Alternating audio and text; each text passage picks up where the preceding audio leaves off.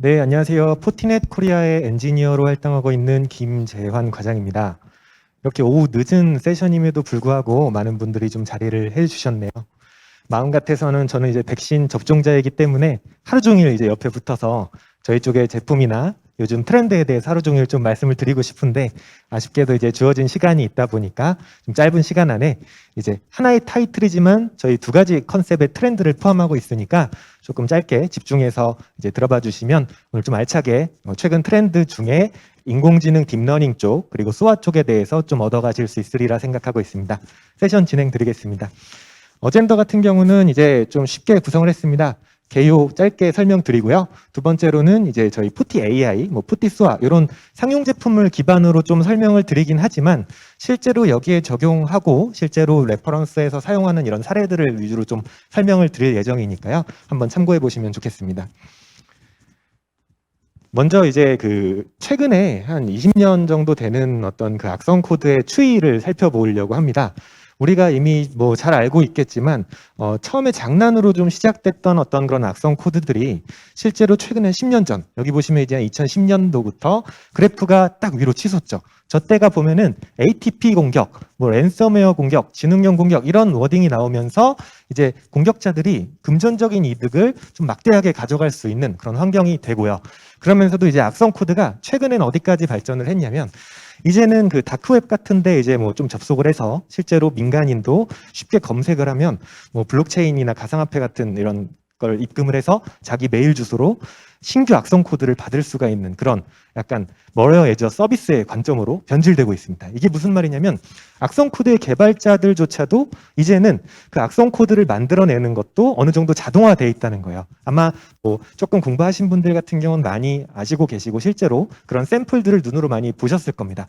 우리가 기존에 많은 솔루션들을 납품하고 공급하고 실제 운영을 하고 있음에도 불구하고 악성 사고가 계속 일어나고 있는데 이제 악성 사고의 근본적인 원인을 한번 지금 시점에 다시 한번 살펴보면 악성 코드겠죠. 근데 악성 코드가 이렇도록 계속 진화를 하고 있기 때문에 실질적으로 보안 방어 기술도 당연히 거기에 맞춰서 어떤 탐지 기술이나 실제 인지하고 조치하고 대응할 수 있는 기술 역량들이 계속 부상하고 있습니다.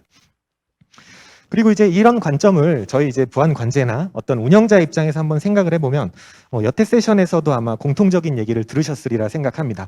아무래도 우리 운영자들 입장에서는 계속 대응하고 공부해야 되는 어떤 공격에 대한 범위, 유형, 그리고 뭐 이제는 ATP다, AI 기반 악성 코드다, 아까 말씀드렸던 멀어 에저 서비스다 등등 뭐 머신 투 머신부터 해서 여러 가지 공격에 대한 위협 종류나 이제 공격의 방법조차가 좀 더 이제 고도화되고 있는 상황이 있고요. 이런 시스템들을 또 이제 방어를 하기 위해서 여러 가지 보안 시스템들을 도입하거나 증설을 하시다 보면 당연히 봐야 되는 이벤트는 늘어나게 되어 있습니다. 근데 이제 이 많은 이벤트들을 처리를 하는 인력은 항상 부족하죠.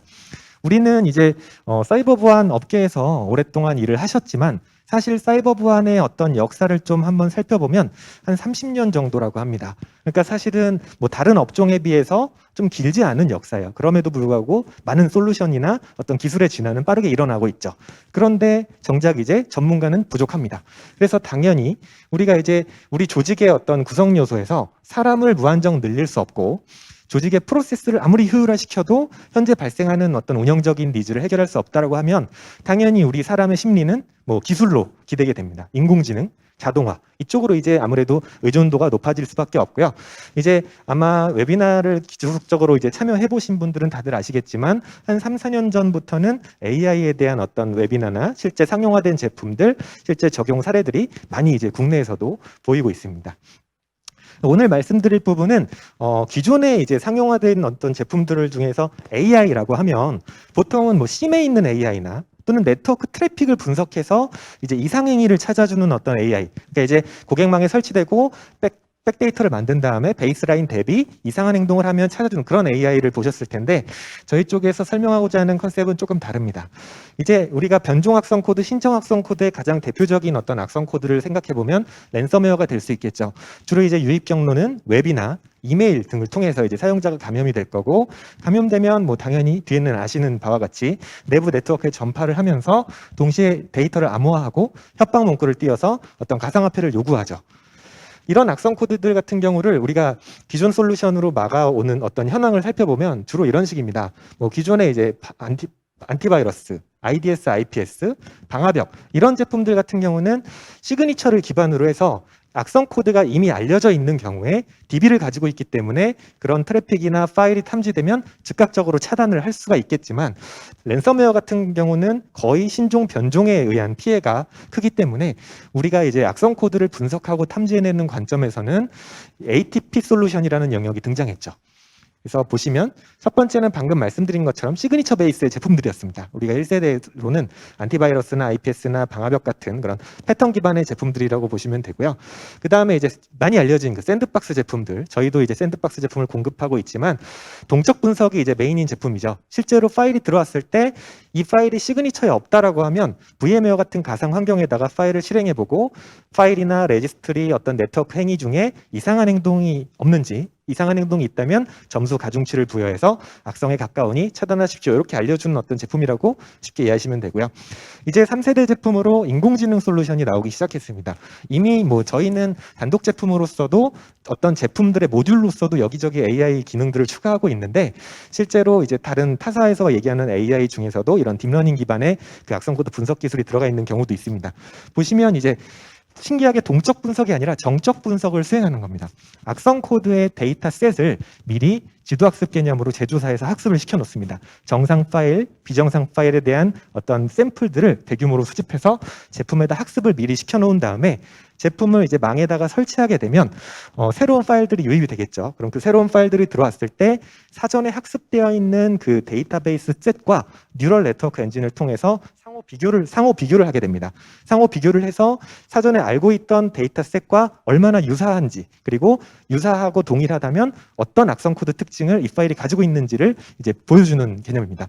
쉽게 말해서는 이제 아무래도 데이터 셋에 대한 어떤 학습에 대한 근거가 좀 명확히 있는 상태에서 실제로 변종 악성 코드라고 해도 해커가 이제 악성 코드를 몸통부터 항상 새로 만들지는 않거든요. 그러다 보니까 이제 변종 악성 코드에 대한 어떤 그 과거 악성 코드의 공통점 그런 것들을 토대로 이제 찾아낸다고 보시면 되고요. 아무래도 동적 분석이 아니라 정적 분석을 수행하기 때문에 성능 면에서 기존의 2세대 제품군보다 훨씬 뛰어납니다. 그러나 여전히 우리 그 공공기관이나 은행이나 이런 쪽의 법규상에서 컴플라이언스상 이슈로 실제로 그 파일에 대한 분석 리포트를 제출할 때 동적 분석 리포트가 필요한 그런 규제 사항들이 있는데요. 이제 여전히 그 샌드박스 제품들은 그런 어떤 고급 리포팅 면에서는 유효한 제품이라고 이해하시면 되겠고요. 샌드박스의 어떤 느린 분석 시간과 실제로 이제 요즘에 망 규모들이 다들 커져가는데 샌드박스로만 우리 망 전체를 커버하려고 하다 보면 많은 비용이 들어가거든요. 어떤 그런 한계점들을 극복하기 위한 차세대 제품이라고 보시면 되겠습니다. 우리가 이제 조직의 입장에서 보시면은 이제 보안 전문가와 솔루션에 대한 어떤 사용 비용 코스트를 이제 셀러리닷컴이라는 데서 통계를 낸 게 있는데요. 이제 좀 외국 기준이긴 하지만 우리나라도 요즘에 많이 좀 따라가고 있는 추세이기 때문에 참고용으로 한번 보여드리겠습니다. 5, 6년 정도 된 어떤 그 보안 전문가 실제로 스킬셋에 보시면 악성 코드에 대한 조사가 가능하고 그리고 이제 사고가 났을 때 사고 분석이 가능한 어떤 역량을 가진 5, 6년 되는 이제 전문가가 한화 한 7천만 원에서 1억 정도 사이에는 이제 인력이 된다라고 하고 있죠. 회사 입장에서는 실제 전문가를 이제 고용을 할 때 이런 판단을 해야 됩니다. 우리가 사고 피해를 입었을 때 그 사고를 처리하는 어떤 손해 금액이 어느 정도나 될지, 그리고 그 사고로 인한 우리 기업에 입는 평판 데미지가 얼마나 될지, 그러면 이것들을 막기 위해서 얼마나 투자를 해야 될지 이런 어떤 ROI를 많이 따져봐야 되겠죠. 그 악성 코드 분석 시스템의 목표는 이런 형태입니다. 기본적으로는 우리가 AI 솔루션에 대한 어떤 웨비나나 이런 여러 가지 기술 세미나를 들어보시면 잘 아시겠지만 결국은 어떤 학습을 시킬 때 어떤 기준점을 가지고 어떤 클러스터링, 어떤 군집화를 시킬 거냐에 대한 그 학습 기술이 가장 핵심이 되는 키입니다. 그래서 이 점들은 어떻게 보면 파일의 기능 하나하나라고 보시면 되고요. 이제 포티 AI 같은 경우는 정상과 악성의 특징을 이제 저희가 뒷장에서 설명을 드릴 텐데 악성 코드의 여러 가지 특징을 카테고리군으로 나누어서 이제 악성 코드들의 어떤 그 군집을 다 만들어서 보유하고 있습니다. 그리고 여기에 대한 어떤 기술 특허도 보유하고 있고요. 그래서 지금 보시는 어떤 여러 가지 이런 악성 코드 타입별로 해서 신규 악성 코드가 들어오더라도 이미 이런 악성 코드 샘플들에 대한 기능 세트를 알고 있기 때문에 실제로 새로운 악성 코드가 들어오더라도 그 악성 코드가 뭐 피싱일 것이다, 백도어일 것이다 이런 판단을 내릴 수 있게 되는 겁니다. 설치는 이런 식으로 이제 이루어집니다. 저희는 이제 EDR이나 이런 제품이 아니고요. 푸티 AI 같은 경우는 네트워크 레이어에 이제 설치가 되는 제품입니다. 네트워크 레이어에 푸티 AI라는 제품이 만약에 들어가게 되면 실제로 뭐 푸티게이트와 같은 그런 방화벽, NG 파이어월 방화벽과 연동을 해서 이제 파일을 받아서 분석을 할 수도 있고요. 그렇게 하다 보면 실제 본사에 있는 뭐 인아웃, 인터넷과 오가는 트래픽 속에 있는 파일을 뽑아서 분석을 하실 수도 있고, 또는 지점에 있는 방화벽에서 원격지에 있는 AI로 뭐 파일을 보내서 이제 분석 요청을 할 수도 있습니다. 그리고 또는 내부에서 내부로 전파되는 어떤 그런 악성 코드, 이런 위협들을 감지하기 위해서 내부에 있는 스위치에서 뭐 스팬이나 미러링 설정을 통해서 트래픽을 AI 쪽으로 흘려 넣어주기만 하면 AI가 트래픽에서 자동으로 파일을 추출해내고 실제로 악성 코드 여부를 검사를 합니다. 그래서 이제 최근에 저희가 POC나 PMT 같은 걸 했을 때 망내에 돌아다니는 파일들은 이미 망에 들어왔기 때문에 실제로 정상 파일인지 악성 파일인지 가시성을 확보하기가 쉽지 않았는데 제품을 좀 POC를 해보니까 한 2달 정도 저희가 POC를 해봤더니 실제로 악성 파일들이 어느 정도가 나왔다, 그리고 정상 파일이 어느 정도다 하니까 어느 정도 좀 마치 그 취약점 진단 서비스를 받은 것처럼 이렇게 좀 POC만으로도 의미가 있는 데이터를 받으셨다라고 얘기하신 고객도 계시고요. 그리고 또 한 가지로는 아까 말씀드린 것처럼 만약에 이미 샌드박스를 운영을 하고 계시긴 한데 망은 점점 커지고 있고, 샌드박스 같은 경우는 되게 고가의 장비군에 속하고 실제로 이게 뭐 유지보수 요율이나 이런 것도 만만치 않은 걸로 알고 있습니다. 그래서 뭐 전체적으로 우리 망에 있는 모든 트래픽에 대해서 샌드박스로 다 태워서 분석을 맡기기에는 너무 비용이 많이 든다라고 하는 경우에는 실제로 AI가 완전 대체를 어느 정도 할 수도 있겠지만 우리의 어떤 컴플라이언스상 샌드박스는 뺄 수 없다. 하지만 샌드박스를 늘릴 수도 없다. 이런 상황에서 샌드박스와 AI의 결합하는 형태로도 운영이 가능합니다. 그렇게 되면 파일을 샌드박스가 먼저 받아보고 그다음 샌드박스가 AI 쪽으로 파일을 우선적으로 넘기고요. AI가 1초 안에 정탐이 뭐 이제 악성인지 정상 파일인지를 리턴을 해주고요. 잘 모르겠는 그런 파일들 또는 사용자가 지정한 어떤 파일들에 대해서는 샌드박스에서 동적 분석을 수행해서 정밀한 리포팅을 받아내는 형태로 구성이 가능합니다. 그런 형태로 이제 구성이 가능하고, 또 이제 저희 웹방화벽 같은 것들과 연계를 하면 누군가가 우리 웹 서버에 뭐 악성 코드를 올리거나 또 다운받거나 하는 그 중간의 과정에서 뭐 아이캡 같은 그런 기능을 써서 인라인 차단 형태로도 운영을 하실 수가 있습니다. 지금 말씀드린 사례로 보면은 AI 같은 경우는 실제로 탐지 위주의 제품이기는 하지만 저렇게 방화벽과 연동을 한다든가 뒤에 설명드릴 소아나 어떤 심과 연동을 한다든지 또는 이제 뭐 이런 웹 이런 어떤 와프 같은 것들의 아이캡, 뭐 DLP 서버에 있는 아이캡 이런 기능들과 연동을 하게 되면 실시간 차단성을 가진 제품으로서도 사용할 수 있게 됩니다. 물론 아시다시피 AI라는 영역 자체가 무조건 정탐만 있는 건 아니기 때문에 우리가 이제 인라인 또는 아이캡과 같은 실시간 차단으로 가려면 어떤 우선순위를 두고 해야겠죠. 예를 들어 랜섬웨어일 확률이 90% 이상인 애들만 선별적으로 차단한다. 이런 형태로 룰을 이제 만들어서 운영을 하실 수가 있습니다. 그리고 이제 로직은 이런 형태로 동작을 합니다. 실제로 트래픽이 AI 쪽으로 넘어오면 AI가 파일을 끄집어내고요. 파일을 이제 분해하기 시작합니다. 텍스트 파서나 이제 디스어셈블러 기능을 통해서 바이너리 파일부터 문서 파일까지 코드를 다 쪼개내기 시작하고요. 코드가 이렇게 쪼개지면 그것을 하나의 코드 블록이라고 표현을 합니다. 그래서 코드 블록은 파일 하나당 평균 한 3,000개 이상의 블록으로 이루어져 있는데, 블록이라는 게 쉽게 말씀드리면 어떤 파일의 기능 하나라고 보시면 돼요. 예를 들어서 우리가 뭐 C 언어나 뭐 자바나 이런 걸 짤 때 뭐 메소드 하나, 뭐 펑션 하나 이런 것들을 보통 얘기하잖아요. 그런 식으로 이제 각 파일이 수행하는 어떤 기능을 이제 집합군으로 다 뽑아낸다라고 보시면 되고, 뽑혀진 그 이제 코드 블록들을 뉴럴 네트워크에 흘려보냅니다. 그러면 사전에 학습되어 있는 정상 파일, 악성 파일들의 코드셋과 비교해서 어떤 악성 특징들이 있고 얼마나 유사한지를 뽑아서 담당자한테 리포팅을 해주는 개념입니다. 마치 인공지능이라고 하면 되게 어렵고 운영조차 까다로울 것 같지만 사실 이 제품 같은 경우는 그냥 파일만 넣으면 1초 안에 악성이다 아니다를 명확하게 그냥 딱 뽑아주고, 우리가 이제 운영적으로 필요하거나 뭐 자체 개발했기 때문에 오탑이다 이런 요소들을 운영적으로 이제 예외 처리를 좀 해주면 한 달 정도 안정화를 거치게 되면 이제 운영하는데 크게 무리가 없을 정도로 이제 쉽게 운영 가능한 제품이라고 보시면 됩니다. 이제 샌드박스 대비 분석 속도가 매우 빠르다라고 말씀을 드렸는데요. 보시면 저희도 샌드박스를 공급하는 이제 업체입니다. 포티넷은. 그래서 만약에 포티 샌드박스 최상위 모델을 기준으로 좀 말씀을 드렸을 때 만약에 하루에 200만 개 이상의 파일을 분석을 해야 된다라고 가정을 해보겠습니다. 그러면 샌드박스 같은 경우는 제일 고사양의 장비가 하루에 한 32,000개 정도 분석을 합니다. 한 대당. 그래서 요거를 200만 개를 다 처리를 하려면 한 60대 이상이 이제 필요하게 되는 거고요. AI 같은 경우는 한 대면 됩니다. 압도적인 성능 차이죠. AI를 이제 통해서 딥러닝을 악성 코드 분석에 적용하는 가장 큰 목적이 이런 장표에서 드러난다고 보시면 되겠습니다. 여기에 나온 장표는 저희 샌드박스긴 하지만 다른 경쟁사의 샌드박스도 뭐 크게 벗어나지 않는다고 보시면 되겠습니다. 그리고 나서 이제 아무래도 이 분석 속도 자체가 그 랜섬웨어 같은 것들처럼 빨리 찾아서 빨리 막아야 되는 그런 케이스들이 생기기 때문에 샌드박스로 만약에 막게 되면 2분 내지 5분 동안 동적 분석을 하는 동안 악성 코드가 전파될 확률이 크겠죠.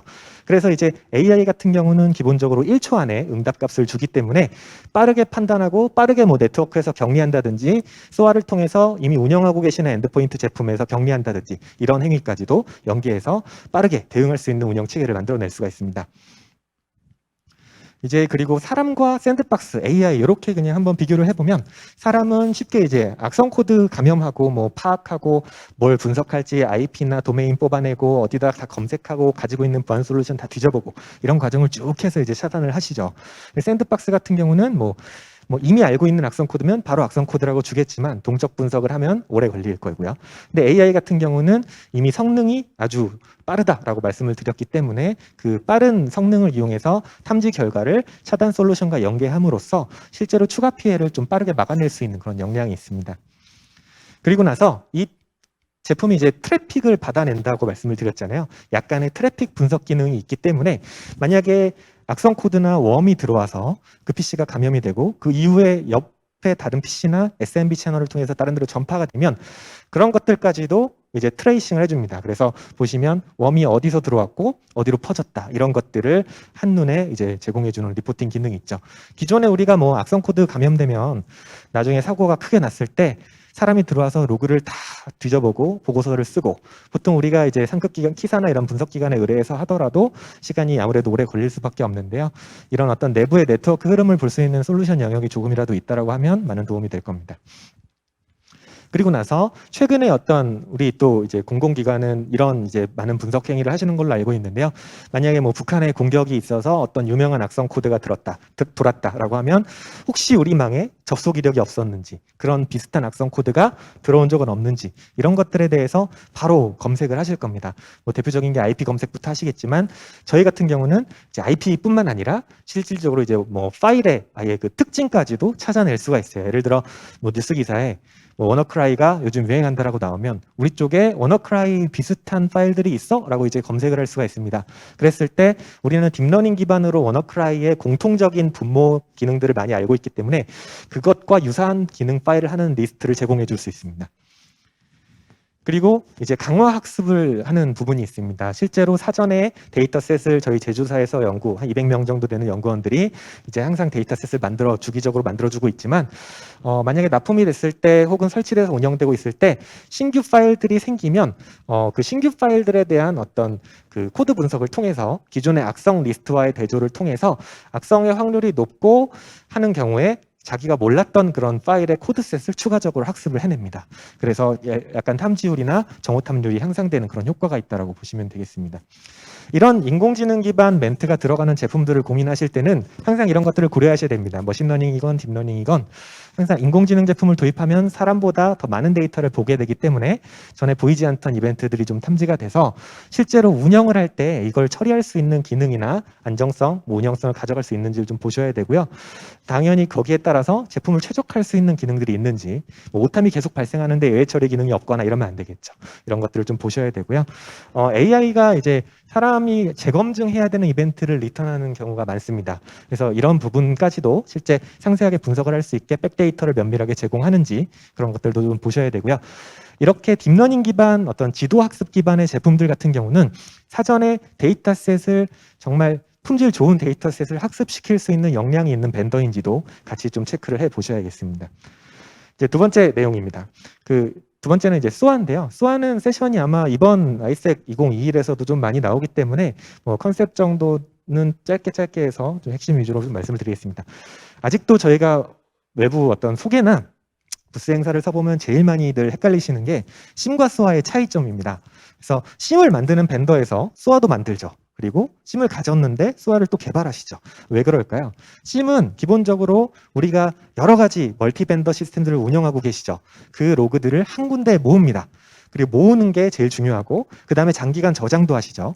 그 다음에 이 저장된 이벤트들 속에서 기존에 사람이 보고자 했던 내가 보고자 했던 원하는 룰이 있어요. 예를 들어 디도스 공격이 들어왔는데 이 서버가 죽었다. 이 두 가지의 어떤 상관관계를 엮어서 룰로 만드는 게 심입니다. 그래서 심 같은 경우는 우리 조직에서 찾고자 했던 그런 여러 가지 상황에 대한 이벤트를 상관관계, 연관관계 룰로 묶어서 탐지해내는데 제일 큰 목적이 있고요.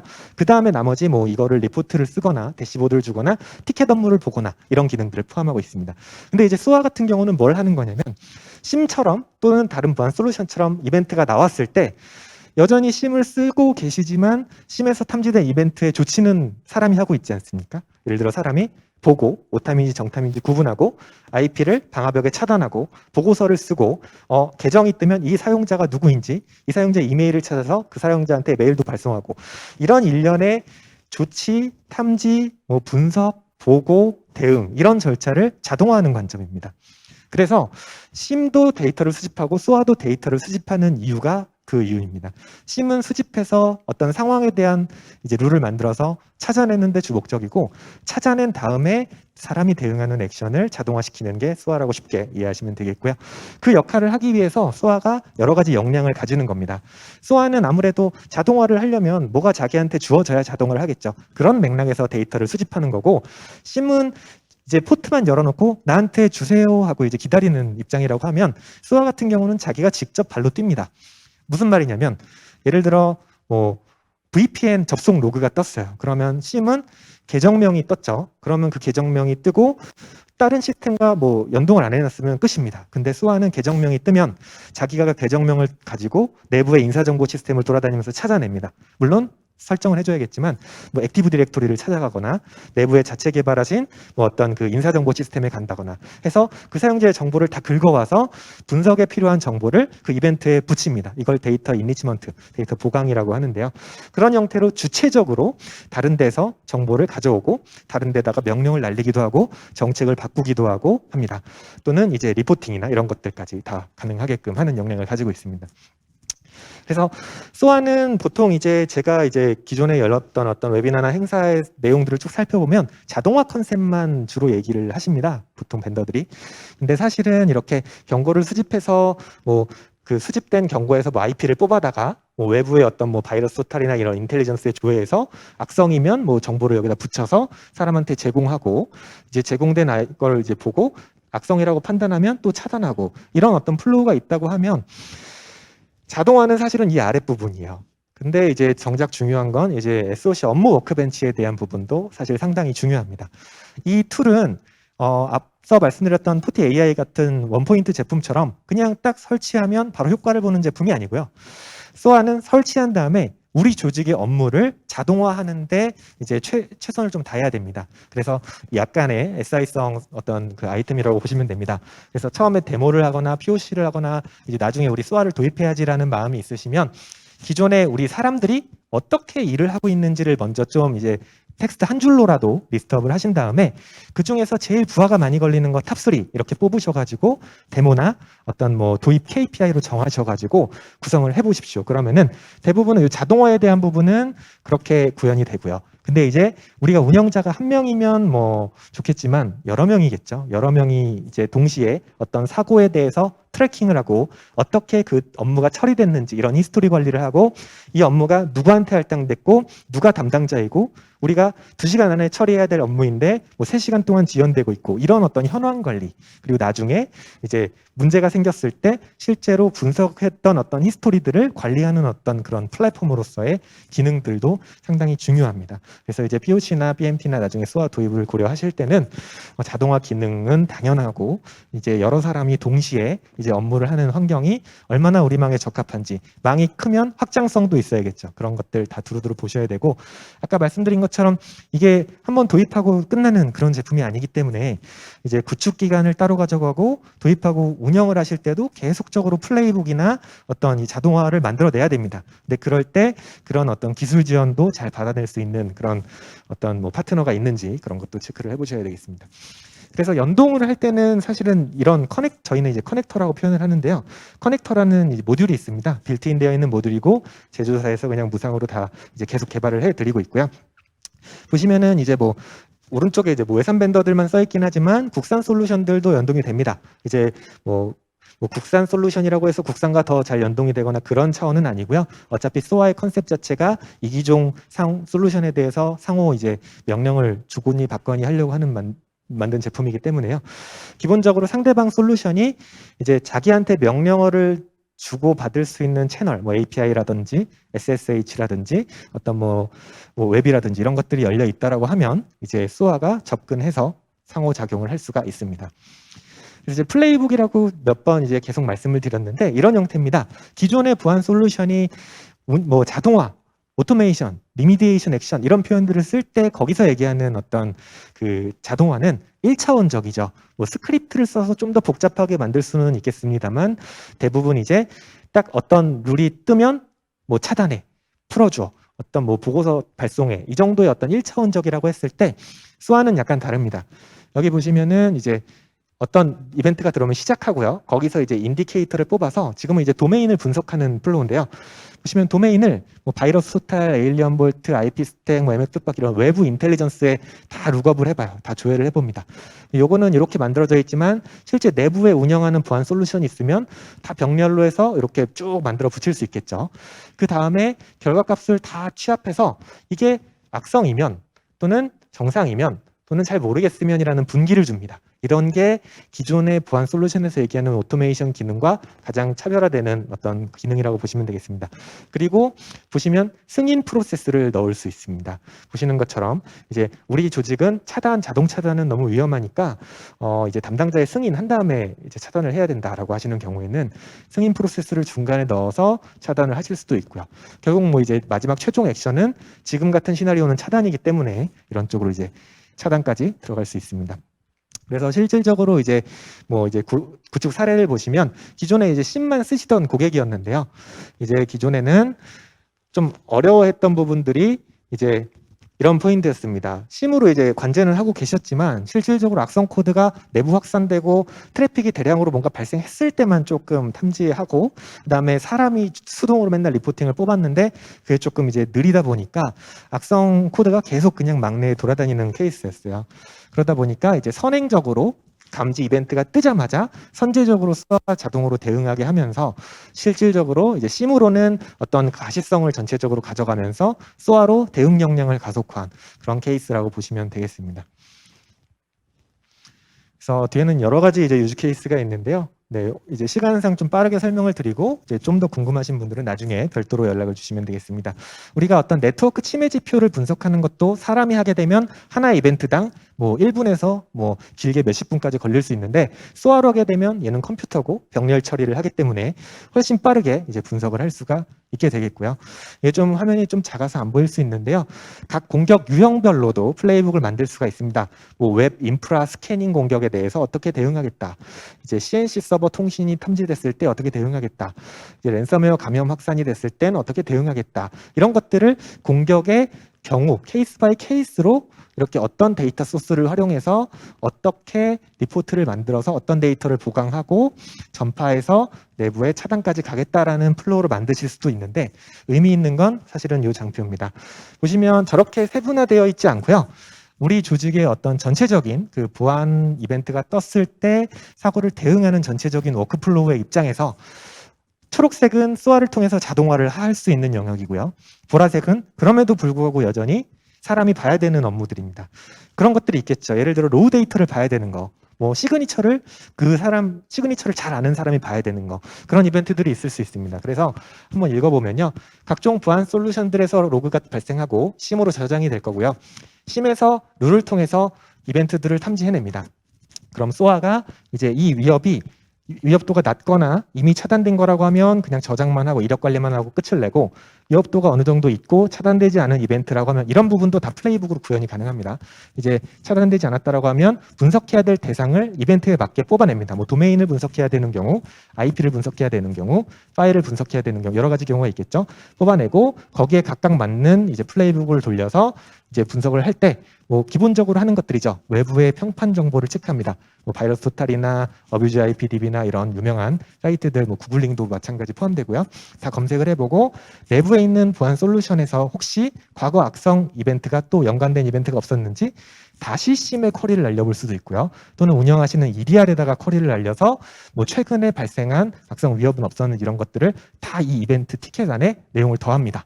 그리고 이걸 보고 이제 사람의 분석이 필요한 케이스라고 하면 이제 케이스화 시켜서 사람한테 던지고요.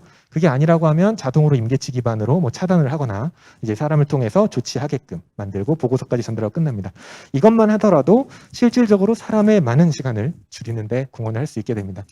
그래서 소아 같은 경우는 기본적으로 이제 좀 고려하실 때 운영을 하시던 도입 검토를 하시던 고려를 하셔야 될 게 이런 포인트들이 좀 있는데요. 우리 조직이 이제 여러 가지 보안 운영 업무를 보고 계신데요.